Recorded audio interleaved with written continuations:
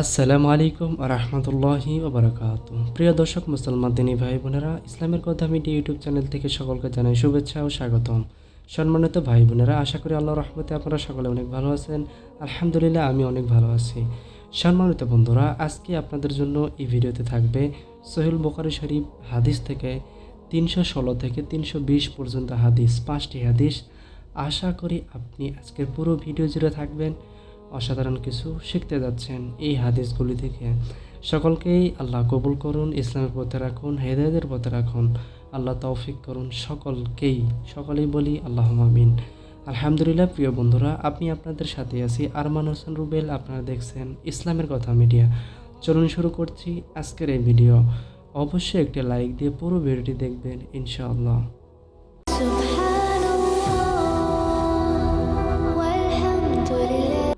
আলহামদুলিল্লাহ। আজকের প্রথম হাদিস গ্রন্থ সহিহ বুখারী তাওহীদ প্রকাশনায় অধ্যায় 6 হায়েজ ঋতুস্রাব, হাদিস নম্বর 316। হায়েজের গোসলের সময় চুল আঁচড়ানো। হযরত আয়েশা রাদিয়াল্লাহু আনহা থেকে বর্ণিত, তিনি বলেন, আমি আল্লাহর রাসূল সাল্লাল্লাহু আলাইহি ওয়াসাল্লাম এর সঙ্গে বিদায় হজের ইহরাম বেঁধেছিলাম। আমিও তাদের একজন ছিলাম যারা তামাতুর নিয়াত করেছিল এবং সঙ্গে কুরবানির পশু নেয়নি। তিনি বলেন, তার হায়েজ শুরু হয় আর আরাফা এর রাত পর্যন্ত তিনি পাক হননি। হযরত আয়েশা রাদিয়াল্লাহু আনহা বলেন, আমি বললাম, হে আল্লাহর রাসূল, আমি তো আরাফার রাত আর আমি হজের সঙ্গে উমরাহ নিয়ত করেছি। আল্লাহর রাসূল সাল্লাল্লাহু আলাইহি ওয়াসাল্লাম তাকে বললেন, মাথার বেনি খুলে ফেলো, চুল আঁচড়াও আর উমরাহ হতে বিরত থাকো। আমি তাই করলাম। হজ সমাধা করার পর আল্লাহর রাসূল সাল্লাল্লাহু আলাইহি ওয়াসাল্লাম আব্দুর রহমানকে হাজ বাই অবস্থানের রাতে আমাকে উমরাহ করানোর নির্দেশ দিলেন। তিনি তানঈম হতে আমাকে উমরাহ করালেন, যেখান হতে আমি উমরাহ ইহরাম বেঁধেছিলাম। হাদিসের মান সহিহ। প্রিয় বন্ধুরা, আজকের দ্বিতীয় হাদিস গ্রন্থ সহিহ বুখারী তাওহীদ প্রকাশনায় অধ্যায় 6 হায়েজ ঋতুস্রাব, হাদিস নম্বর 317। হায়েজের গোসলে চুল খোলা। হযরত আয়েশা রাদিয়াল্লাহু আনহা থেকে বর্ণিত, তিনি বলেন, আমরা জিলহজ মাসের চাঁদ দেখার সময় নিকটবর্তী হলে বেরিয়ে পড়লাম। আল্লাহর রাসূল সাল্লাল্লাহু আলাইহি সাল্লাম বললেন, যে উমরার ইহরাম বাঁধতে চায় সে তা করতে পারে, কারণ আমি সাথে কুরবানির পশু না আনলে উমরার ইহরামই বাঁধতাম। আমি ছিলাম উমরার ইহরামকারীদের মধ্যে। আরাফার দিনে আমি ঋতুবতী ছিলাম। আমি নবী সাল্লাল্লাহু আলাইহি ওয়াসাল্লাম এর নিকট আমার অসুবিধার কথা বললাম। তিনি বললেন, তোমরা উমরাহ ছেড়ে দাও, মাথার বেনি খুলে চুল আঁচড়াও আর হজের ইহরাম বাঁধো। আমি তাই করলাম। হাসবা নামক স্থানে অবস্থানের রাতে নবী সাল্লাল্লাহু আলাইহি সাল্লাম আমার সাথে আমার ভাই আব্দুর রহমান ইবনু আবু বকর রাদিয়াল্লাহু আনহুকে পাঠালেন। আমি তানঈমের দিকে বের হলাম। সেখানে পূর্বের উমরার পরবর্তীতে ইহরাম বাঁধলাম। হিশাম রাহিমাহুল্লাহ বলেন, এসব কারণে কোনো দম, কুরবানি, সওম বা সদকা দিতে হয়নি। হাদিসের মান সহিহ। প্রিয় বন্ধুরা, আজকের তৃতীয় হাদিস গ্রন্থ সহিহ বুখারী তাওহীদ প্রকাশনায় অধ্যায় 6 হায়েজ ঋতুস্রাব, হাদিস নম্বর 318। পূর্ণাকৃতি অপূর্ণাকৃতি গোস্তপিণ্ড, সূরা হাজ 22 নং সূরা 5 নং আয়াত। হযরত আনাস ইবনু মালিক রাদিয়াল্লাহু আনহু থেকে বর্ণিত, তিনি বলেন, নবী সাল্লাল্লাহু আলাইহি সাল্লাম বলেন, আল্লাহ তাআলা মাতৃগর্ভের জন্য একজন মালায়েকা নির্ধারণ করেছেন। তিনি পর্যায়ক্রমে বলতে থাকেন, হে রব, এখন বীর্য আকৃতিতে আছে। হে রব, এখন জমাট রক্তে পরিণত হয়েছে। হে রব, এখন গোশত পিণ্ডে পরিণত হয়েছে। অতঃপর আল্লাহ তাআলা যখন তার সৃষ্টি পূর্ণ করতে চান, তখন জিজ্ঞেস করেন, পুরুষ না স্ত্রী, সৌভাগ্যবান না দুর্ভাগা, রিজিক ও বয়স কত। আল্লাহ রাসূল সাল্লাল্লাহু আলাইহি সাল্লাম বলেছেন, তার মাতৃগর্ভে থাকতেই তার লিখে দেওয়া হয়। সুবহানাল্লাহ, আলহামদুলিল্লাহ। আজকে সহিহ একটি হাদিস পাইলেন। এটা অনেকেই শুনেছেন, তো এটা আজকে সহিহ হাদিসের মধ্যে পেয়ে গেলেন। তো অসাধারণ চমক আসতে থাকবে। হাদিস পড়তে থাকুন, জানতে থাকুন, শিখতে থাকুন। আল্লাহ কবুল করুন।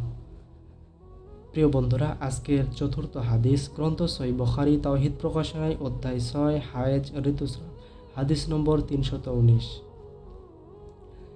ঋতুমতি কিভাবে হজ ও ওমরাহর ইহরাম বাঁধবে।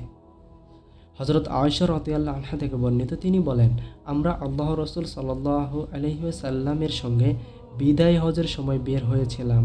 আমাদের কেউ ইহরাম বেঁধেছিল ওমরাহ আর কেউ বেঁধেছিল হজের। আমরা মক্কায় এসে পৌঁছলে আল্লাহ রাসূল সাল্লাল্লাহু আলাইহি সাল্লাম বললেন, যারা ওমরাহ ইহরাম বেঁধেছে কিন্তু কুরবানির পশু সাথে আনেনি তারা যেন ইহরাম খুলে ফেলে, আর যারা ওমরাহ ইহরাম বেঁধেছে ও কুরবানি পশু সাথে এনেছে তারা যেন কুরবানি করা পর্যন্ত ইহরাম না খোলে, আর যারা হজের ইহরাম বেঁধেছে তারা যেন হজ পূর্ণ করে। হযরত আয়েশা রাদিয়াল্লাহু আনহা বলেন, অতঃপর আমার হায়েজ শুরু হয় এবং আরাফার দিনেও তা বহাল থাকে। আমি শুধু ওমরার ইহরাম বেঁধেছিলাম। নবী সাল্লাল্লাহু আলাইহি সাল্লাম আমাকে মাথার বেনি খোলার, চুল আঁচড়ে নেওয়ার এবং ওমরার ইহরাম ছেড়ে হজের ইহরাম বাঁধার নির্দেশ দিলেন। আমি তাই করলাম। পরে হজ সমাধা করলাম। অতঃপর আব্দুর রহমান ইবনু আবু বকর রাদিয়াল্লাহু আনহুকে আমার সাথে পাঠালেন। তিনি আমাকে তানঈম হতে পূর্বের পরিত্যক্ত ওমরার পরবর্তী ওমরাহ পালনের আদেশ দিলেন। হাদিসের মান সহিহ। আলহামদুলিল্লাহ প্রিয় বন্ধুরা, আজকে শেষ হাদিস গ্রন্থ সহিহ বুখারী তাওহীদ প্রকাশনায় অধ্যায় 6 হায়েজ ঋতুস্রাব, হাদিস নম্বর 320। হায়েজ শুরু ও শেষ হওয়া। মহিলারা হযরত আয়েশা রাদিয়াল্লাহু আনহা এর নিকট কৌটায় করে তোলা প্রেরণ করত। তাতে হলুদ রং দেখলে হযরত আয়েশা রাদিয়াল্লাহু আনহা বলতেন, তাড়াহুড়া করো না, সাদা পরিষ্কার দেখা পর্যন্ত অপেক্ষা করো। এ দ্বারা তিনি হায়েজ হতে পাক হওয়া বোঝাতেন। যায়েদ ইবনু সাবিত রাদিয়াল্লাহু আনহু এর কন্যার নিকট সংবাদ এলে যে স্ত্রী লোকের রাতের অন্ধকারে প্রদীপ চেয়ে নিয়ে হায়েজ হতে পবিত্র হলো কিনা তা দেখতেন। সুবহানাল্লাহ। তিনি বললেন, স্ত্রী লোকের পূর্বে এমনটি করতেন না, তিনি তাদের দোষারোপ করেন। হযরত আয়েশা রাদিয়াল্লাহু আনহা থেকে বর্ণিত, তিনি বলেন, ফাতেমা বিনতে আবু হুবাইস রাদিয়াল্লাহু আনহু এর ইস্তেহাজা হতো। তিনি এ বিষয়ে নবী সাল্লাল্লাহু আলাইহি সাল্লামকে জিজ্ঞেস করেছিলেন। আল্লাহ রাসূল সাল্লাল্লাহু আলাইহি সাল্লাম বললেন, এ হচ্ছে রগের রক্ত, হায়েজের রক্ত নয়।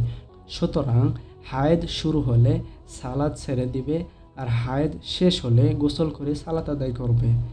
মাশাআল্লাহ, আলহামদুলিল্লাহ। আশা করি আজকের এই হাদিসগুলো থেকে আপনি অসাধারণ কিছু শিখলেন। বিশেষ করে 3 নম্বর হাদিসটিতে অসাধারণ ছিল, এবং শেষের হাদিসটিতে মানে পুরো 316 থেকে শুরু করে 3 নম্বর হাদিসটা যে ছিল এটা অসাধারণ কিছু পেয়েছেন, এবং একবার সবার শেষের হাদিসটি পড়ে পুরো 5টা হাদিসের বিষয়টা আপনি বুঝে ফেলছেন, কি বোঝানোর চেষ্টা করা হয়েছে। আল্লাহ সকলকে কবুল করুন। আলহামদুলিল্লাহ সুম্মা আলহামদুলিল্লাহ। আপনাকে অসংখ্য ধন্যবাদ পুরো ভিডিও জুড়েছিলেন। আপনার কাছে ভিডিওটিগুলি ভালো লেগে থাকলে অবশ্যই লাইক কমেন্ট শেয়ার করবেন ইনশাআল্লাহ।